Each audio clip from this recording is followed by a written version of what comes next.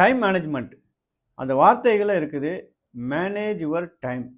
So நம்மளுடைய வேலைகளை முன்னுரிமைப்படுத்தணும். எது ஃபர்ஸ்ட்டில் செய்யணும், செகண்டில் செய்யணும், தேர்டு, ஃபோர்த்து அப்படின்னு நம்ம முன்னுரிமைப்படுத்தி அந்த வரிசைப்படி நம்ம செய்யும் பொழுது அந்த டைமை நம்ம யூட்டிலைஸ் பண்ணிக்கலாம். அதுக்கப்புறம் பிடிச்ச வேலையை தான் செய்யணும்.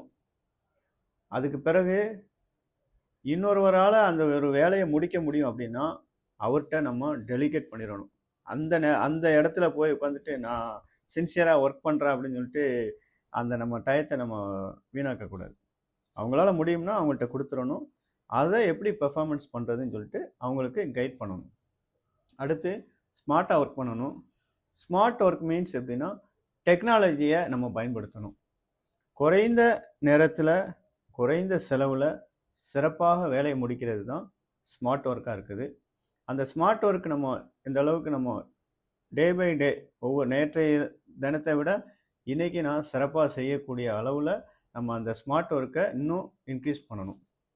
ஸோ இந்த வீடியோ பிடிச்சிருந்தா லைக் பண்ணுங்கள், கமெண்ட் பண்ணுங்கள், உங்களுடைய நண்பர்களுக்கும் ஷேர் செய்யுங்க. தேங்க்யூ.